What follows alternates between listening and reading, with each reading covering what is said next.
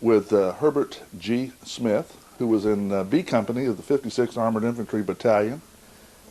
The interviewer is Dr. Vernon L. Williams with the Department of History at Abilene Christian University. Today's date is March the 8th, 1996. The interview is being done at Houston, Texas. Mr. Smith, if you would you give us a little bit of background about where you grew up, who your parents were, and what you were doing in the 1920s and 30s before I was war? born December the 3rd, 1923 in Niagara Falls, New York. My father was Herbert G. Smith Sr. at the time. His parents' father came from England and his mother came from Germany. In fact, his mother came from Heidenheim, Germany, which I didn't know, but I had relatives once we got over there, and I didn't know it till I got back. Because my grandmother came over here with her cousin Annie, we called her. And my mother's side was go way back to the middle 1700s when they came here from England. They settled in Pennsylvania and southern New York. My great-grandfather served in the Civil War he went in before the war started, I believe, as a drummer boy. And he worked himself up. I didn't realize it till I seen the historical thing that come out lately. He was a sharpshooter in the Battle of Gettysburg. And I don't recall his first name. I remember my great-grandmother's name was Lucinda, I believe. Rifle, her last name was, before she married my great-grandfather. So I say I was born in 1923 in Niagara Falls, New York. I attended various schools. I went to LaSalle Senior High School and graduated in 1942. In 1941, at the time, I was working part-time for a dairy, and I can very well remember Pearl Harbor Day. I was selling milk on that Sunday afternoon by bulk. We'd sell it by the gallon. People would drive up and we'd fill up their gallon jugs. And I can remember when the news came over a car radio that was parked out there getting milk when we heard about Pearl Harbor. I tried to enlist after graduation in 1942. I went to work at Gilman Fanfold Corporation. I took a day off, went to Buffalo, but my mother wouldn't sign the papers. It's funny, they could draft you at 18, but you couldn't get in without your mother's signature. So she wouldn't sign the papers because I was a sole support of her and my grandmother. I was finally drafted in February or March of 1943. I went to Fort Niagara. From there we transferred to Camp Davis, North Carolina, where I served for almost 2 years in the anti-aircraft, 117th Anti-Aircraft Artillery Battalion. I attained the rank of T5. They broke the outfit up eventually, and I went to Long Island, and we were stationed there for about 6 months. We were in the Battle of New York City, believe it or not. We took over residences a Far Rockaway and set up our anti-aircraft artillery guns on the boardwalk, because there was supposed to be a buzz bomb attack off of submarines from the Germans. And so we stayed there for about 2 weeks living in people's homes. And finally, when the warning was over, we went back, and finally they broke the outfit up, and I went to Fort Jackson, South Carolina, where I took basic infantry training over again. And from there they shipped us overseas and on a Liberty ship, and we landed at Le Havre, and got off there and went by train to a repo depot someplace in France. Was there for about 2 weeks, I believe, and issued all new equipment.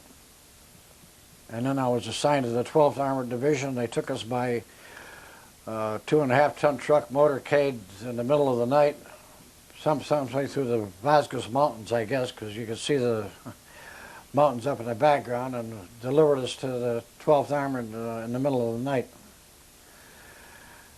I was assigned to the first squad of the 1st Platoon of B Company, 56th Armored Infantry Battalion, 12th Armored Division.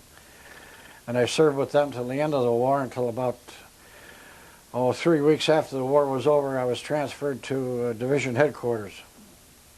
By request, they needed somebody up there that could run a mimeograph machine, and my MO said I was a printer, so they decided that I could run a mimeograph machine, so I was transferred up there. Do you remember the night you arrived at B Company? Do you remember what the company was doing at the time? Oh, when I arrived with B Company, it was the middle of the night. Of course, they dropped certain groups of 4 or 5 of us off at different places, with different companies and different squads, different platoons, I guess. And we went to some big German house that was in there, and the guys all greeted us, and they'd captured a German warehouse full of liquor or something. They had all kinds of different booze. So I proceeded to take a sip out of each one of the bottles, and I remember Charlie, Boston Charlie we called him, he was quite a character. Him and I finished off a bottle of German whiskey, which wasn't too good. And the next morning I was assigned, I had my stripes as a radio operator, so the lieutenant, I was kind of late getting down there, and he was kind of teed off at me the next morning. But he assigned me to be the radio operator for the platoon. And I managed to hang out of that till the end of the war. Our first day, they told us when we were going to the 12th Armored, we'd be in the 12th Armored Division. We wouldn't have to do any walking, but the first 5 days, or first 5 or 7 days, we never saw the half-tracks. All we did was walk.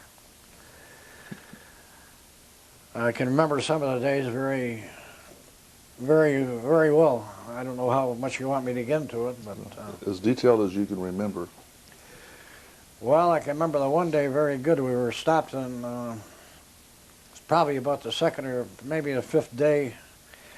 We're in an armored column. We were about the 4th or 5th track back, and we were stopped because they were trying to clear a minefield ahead of us in the road. There was an old winding German road, dirt road, with banks up on the right, and all of a sudden this Jeep come by on the left-hand side with a lieutenant, and I guess he was a lieutenant, and his driver, and we told him that don't go any farther because there's mines up ahead, but he says he just went right on, and all of a sudden you hear the blast about 100 yards ahead of us, and that Jeep went up in the air and threw it into the ditch.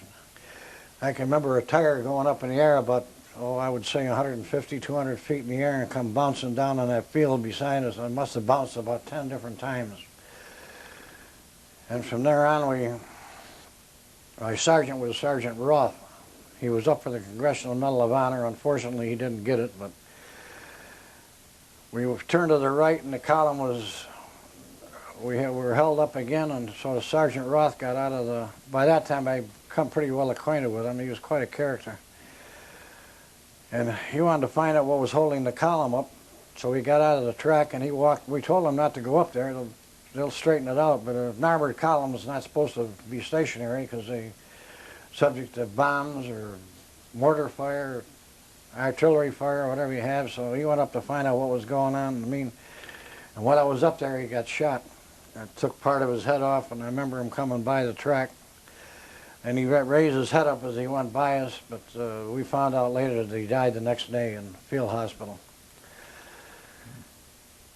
It was quite a day.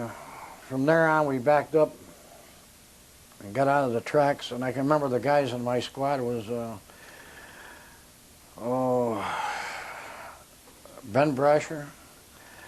There was Boston Charlie. I can't remember his last name. There was a guy named Nick from, he was from Pennsylvania. He'd served in Africa and in Italy, I believe. Quite a few of the guys I think had served down there. Of course, there was Sergeant Roth that got killed.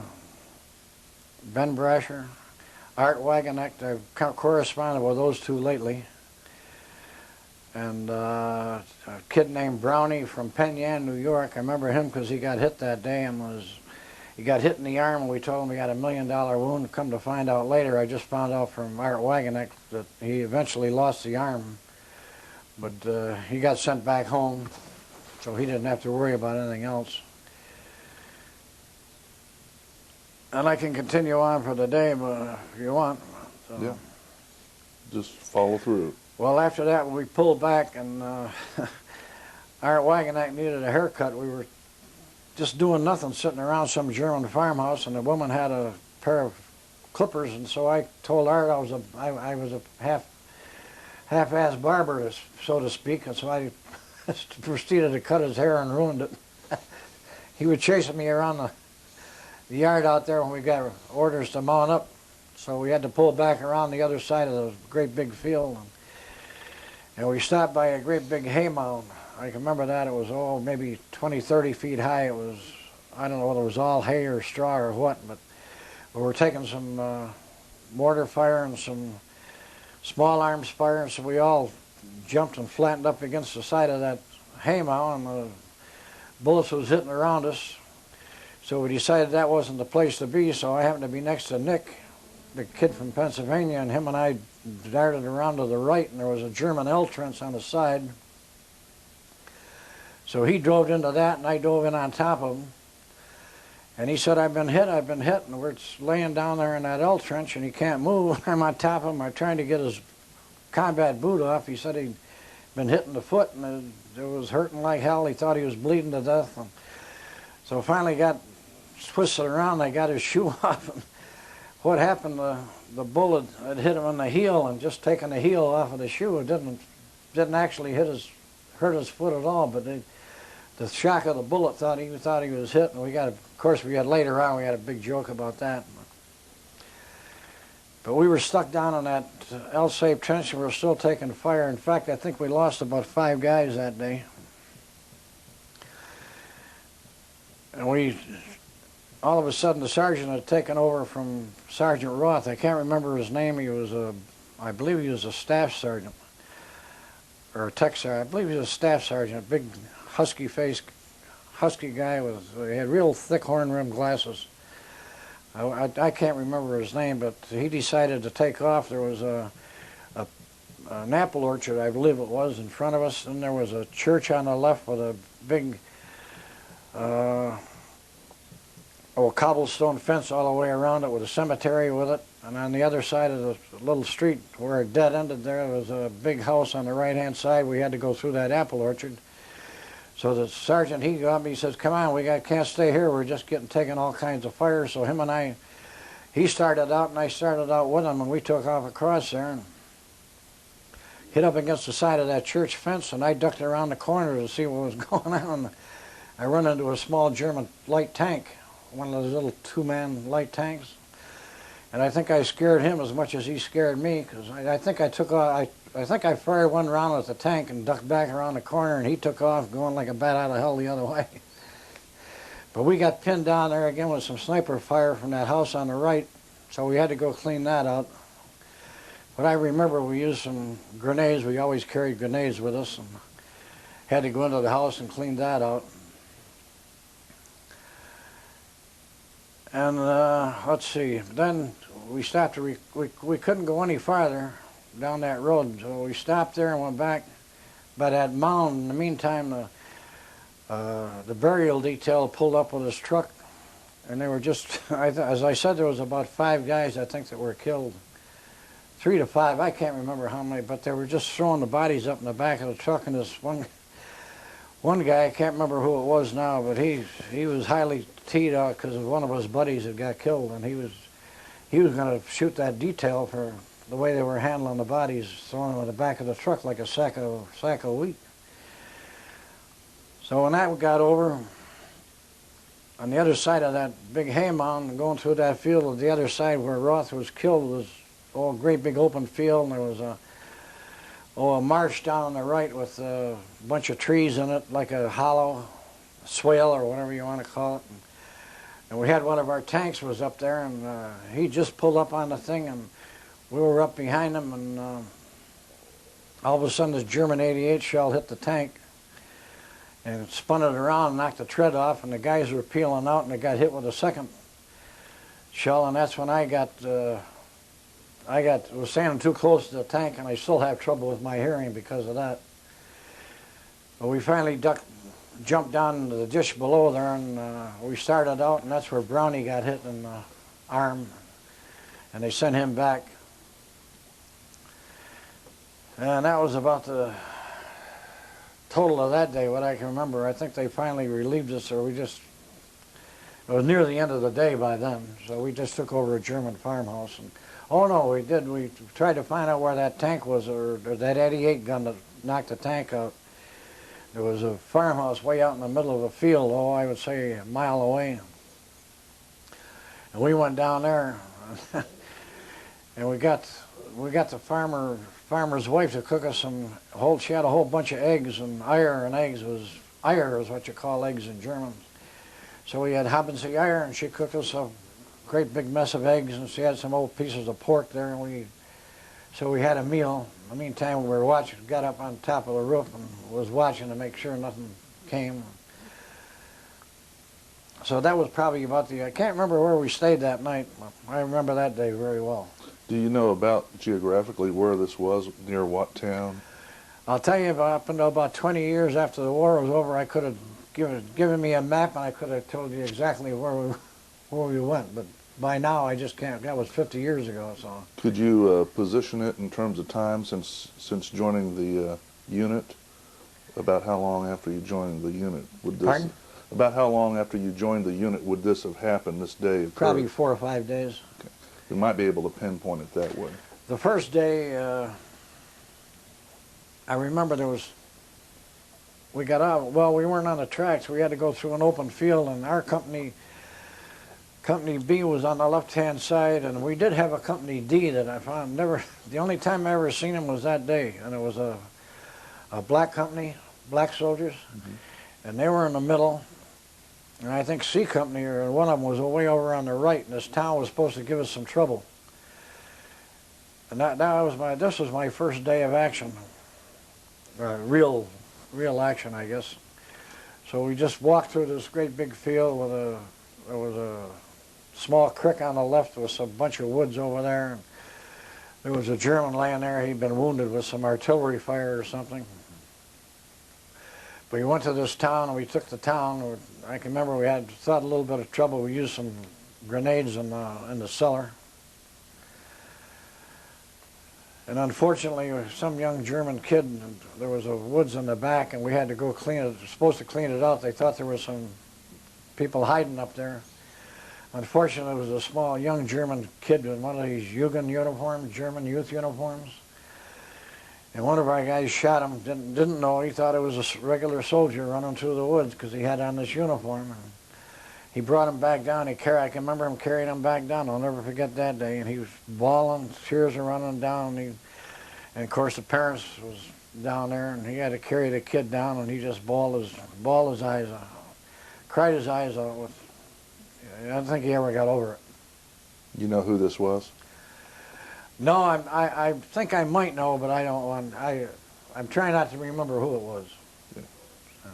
I'm sure he's trying to forget it, and so am I.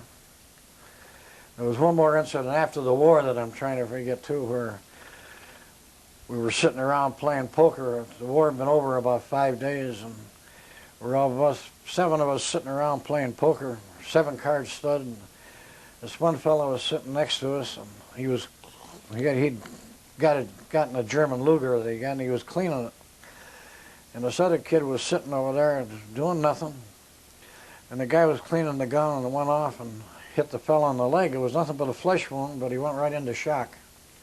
We covered him with blankets and tried to rush him to the hospital, but it didn't do any good. The shock is what killed him. It wasn't the bullet wound or the bleeding to death or anything, but the shock killed him, and this was about 5 days after the war was over. And I can remember the lieutenant coming up, and he said, "This is the hardest letter I ever have to write." And he didn't know how he was going to word it, that he had to write back home to his parents of how the kid was killed, and 5 days after the war was over. So I remember that very well. That's 2 very instances I remember that I'd like to forget, but somehow you don't forget those instances. Are there any officers in the 56 that made an impression on you, that officers and or maybe other... No, I can't remember the officers. I'll tell you, in our particular platoon, when I first got there, the officer, I think he was the first lieutenant. I have no idea what his name was.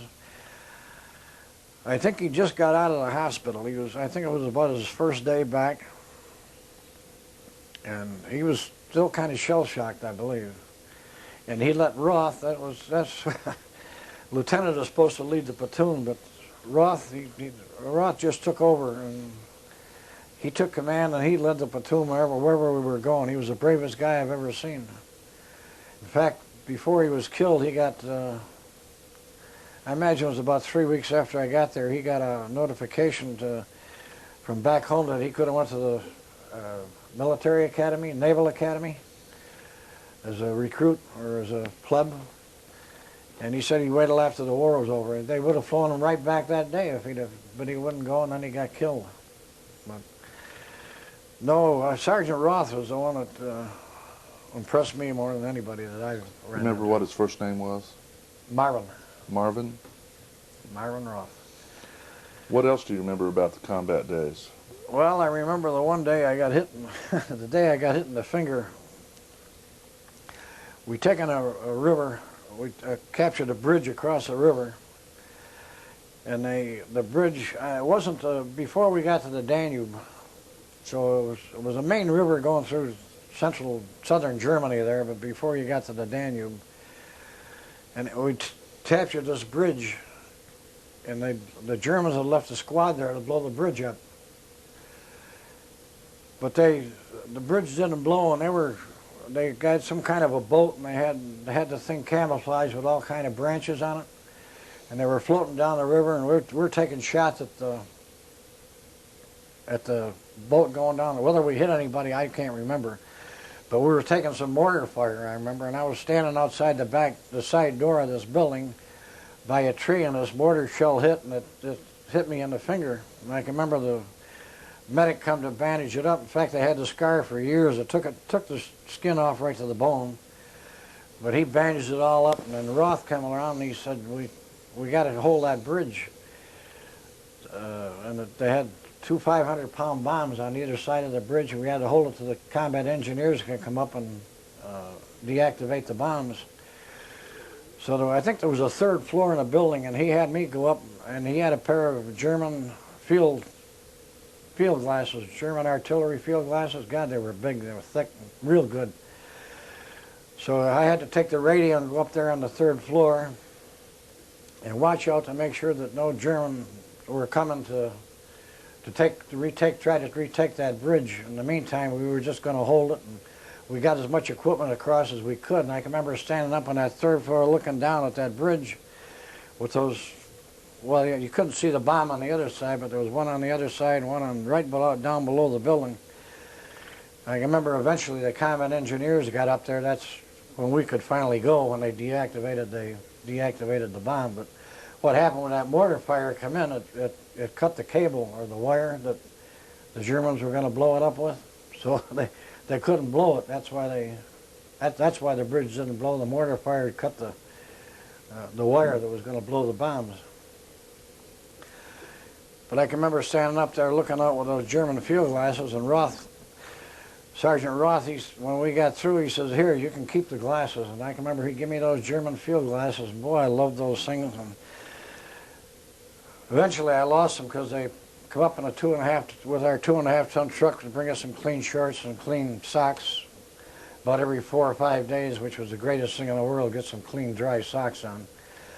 But you would take whatever you wanted and put it in your barracks bag in the back of the truck. They had all your different barracks bags in the back of the 2.5-ton truck, so you got your own bag out. And so I put those glasses away in that bag, and by the time the war was over and I got the bag back, the glasses were gone. So somebody in supply got a hold of them, and they were gone. Mm. Oh, I'm trying to think. Well, I remember going down into the Austrian Alps, and we were way up I can remember when we first seen the Alps, we were riding all night long, and it was cold, and we were all huddled up on the back of the track, and we didn't stop, we just kept going. All of a sudden, when the dawn started coming up in the Alps, looking up ahead of us there, we could see those snow-capped Alps. Boy, it was beautiful. We got up there somewhere near Berchtesgaden. I don't know who took Berchtesgaden, I have no idea, but I can remember this one particular day we captured in this one little town, there was a whole bunch of German civilians, and a whole bunch of German officers, and So they put us to guard them. And I can remember this one guy, he had a German civilian, had a black overcoat on and a hat. And normally they put them off in groups of 4 or 5 Germans and a couple of guys guarding them. But this one guy that they had me guard, the lieutenant, only because I guess I had the corporal stripes on, he gave me somebody else, I don't know who it was, whether it was Brasher or somebody from the squad. And he said, I want you to guard this guy and don't let him out of your sight. So 2 of you guarding the one guy. So whoever the guy was, he had to be somebody real important.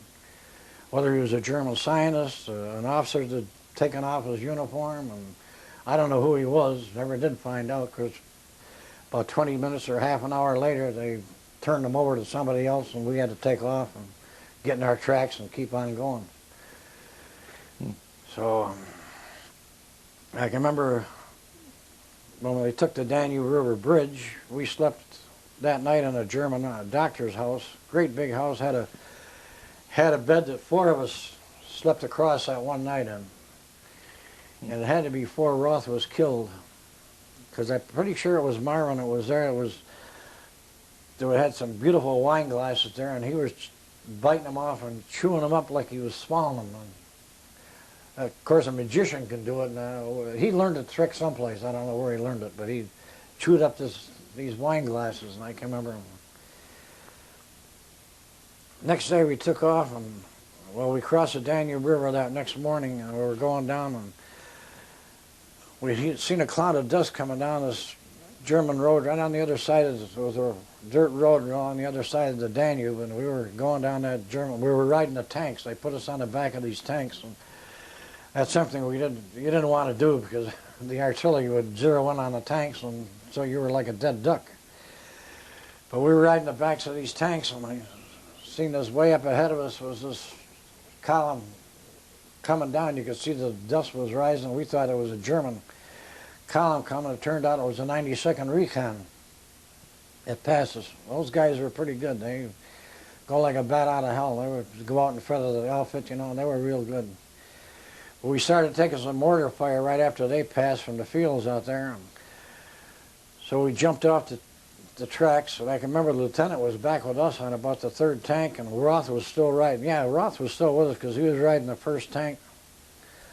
We jumped off and got in that field and tried to find out where the mortar fire was coming from, and I remember this one kid got hit in the leg. I guess it was a mortar shell that must have hit him, because he was laying there and he calling for help, and I tried to help him, and I cut his pant leg open. But he wasn't really bleeding bad. He just had a whole bunch of little, like nicks or little pieces of shrapnel that hit his leg.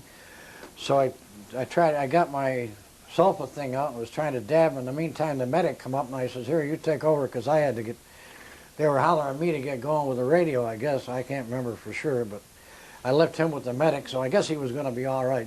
He said, I don't know who he was. I can't remember. I have no idea. But I remember we cleaned it out, and we got back on the tanks, and we made a left turn going into some little village. And we dismounted from the tanks, and we're walking up this road, and I can remember they told us that in between there was houses, and behind this one house was a great big wood pile back there, probably as high, 20 feet high, of wood that some of the Germans had cut for firewood. And there was a stone fence along the side of it. Of course, there was an opening going there, and they told us, now we were back a little bit. I imagine I was about 7 or 8 guys back. And we were in that German farmhouse, or that doctor's farmhouse I was just talking about. We got 3 new recruits, I believe they were and they came from England. They were from, the non-combative forces over there, and all of a sudden we needed replacements, so they just sent them up to us, and we got them. And this one poor guy was right behind me, and I can remember ducking down and running past this thing, and this guy was behind me, and he was just looking around, and he took a bullet right through the helmet, and I can remember he just fell behind me and went right straight through his helmet, right out the other side. So that steel helmet was no good for a direct hit. And that poor kid, and he just joined the outfit the night before. I have no idea who he was. I think he might have been from Buffalo, but I'm not sure. So, you got about enough? Well, do you remember anything else? What about... Well, I can remember the night the war was over. We were up, I said we were up near Berchtesgaden. It was like a great big, house had windows all the way around. And we stayed there for, about maybe 2 days. And that one night, must have been May the 5th, the day the war was over, we were down playing poker, and one of the other platoon, I think it was probably the mortar platoon, I can't remember, there was about 5 or 6 of us who were playing poker. And the word came over the radio about, I imagine it was around midnight, 2 or 3 o'clock in the morning, that the war was over, that Germany had surrendered. So we went out with our rifles. Of course, you carried your rifle wherever you went. I can remember firing them in the air. And then from there on, we stayed there maybe another day, and then they pulled us back, and we went from about 3 or 4 different towns where we stopped, where they let us stay for a couple of days, and we went further north and then further north. And I remember Dillingen, the fish hatchery, the guys would go down with catch all these fish. For a couple of days, we were eating high off the hog on nice fresh trout. I remember that. I went up to this German, it was when the fellow got shot in the leg and died. It was about, it must have been about 5 days after the war was over. It was a duplex German house. We stayed there for a few days. And from there, they finally moved us to Heidenheim, but our platoon, or our 56, was outside of Heidenheim in a small town. We'd taken over an inn. And it was a great big old German inn, had a great big long bar and a lot of rooms. It was like a hotel. And one of the fellows in our outfit had captured a German payroll. So we took a 2.5-ton truck and went down to the Ulm with all this German marks. And there was a brewery down there in Ulm, and we got a couple of kegs of beer, brought it back and set it up on the bar back there. We were having a ball. Of course, the war was over by then. And we were getting eggs, and so we were living pretty good. And then some lieutenant come over, and he wanted to start a newspaper for the 56th. I don't remember who he was. I think he was a first lieutenant. And he looked up my MO, and he seen that I was a printer apprentice. And there was another guy there, I don't remember who he was, but he was a pressman apprentice. So this lieutenant decided, evidently he went to journalism school someplace for a couple of years or a year, and he was going to start a newspaper. So there was a little tiny, in this little town, there was a little tiny German job shop, and he wanted to print a newspaper out of that, and he took us down there. And of course, all the metal was pretty well gone. There wasn't enough type left in that thing to set it. You couldn't hardly set a business card, let alone. And it was all in German type anyway, in German script type mostly. So then he took us.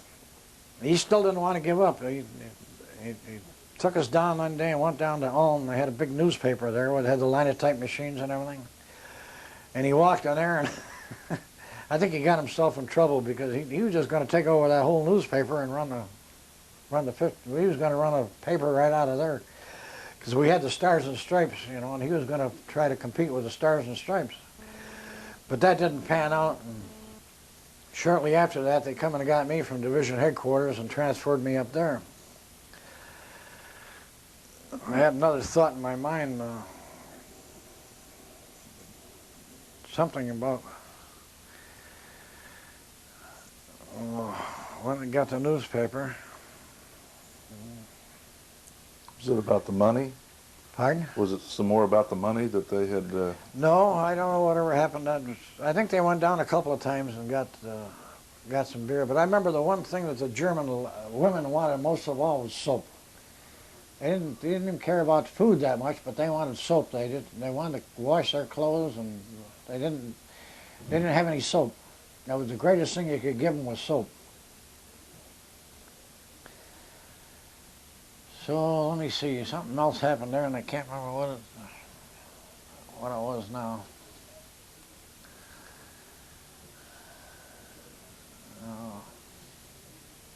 Can we take a 5-minute break?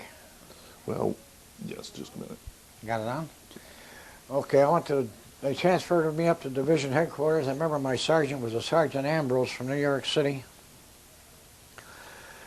And we lived in this house on Bahnhof Street. I remember Bahnhof because Bahnhof was a railroad station or railroad. And across the street on the other side was a great big Lutheran church. And they had a swimming pool in there. And then you could look out the window and see the castle. And I met a German Fraulein there that took me up in that castle. And we went through that castle one time. But after, I got into a poker game one night and I'd won about $450 in a poker game. And they had these rest leaves coming up to Riviera and Nancy, France. And I tried to get the one going to Riviera, but I couldn't. So I took a rest leave for 10 days and went to Nancy, France, and I paid for my buddy, a kid named,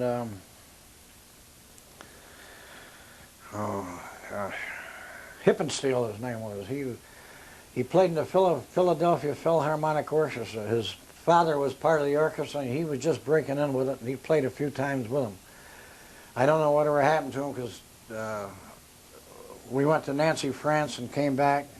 I won some more money on a train, by the way, coming back. We got off at Strasbourg and took the trucks from Strasbourg back to camp, back to Heidenheim. And we got back there, and I signed up for school in Chauvenham Army University in England. And in the meantime, Hippensteel went to another university someplace in Belgium where they had a music course, an advanced music course for the GIs. So he went one way, and I ended up going the other way to Chauvenham Army University in England. We went by truck to either Calais or Le Havre, I can't remember. I think it was Le Havre, maybe Calais. I slept in the castle overnight. And I was in charge of 5 guys from the 12th Armored Division. I don't know why. I think some of them had more stripes than I did, but because I was in division headquarters, they gave me the papers, so I had the orders for. So I went to Chauvenham Army University, spent some time there.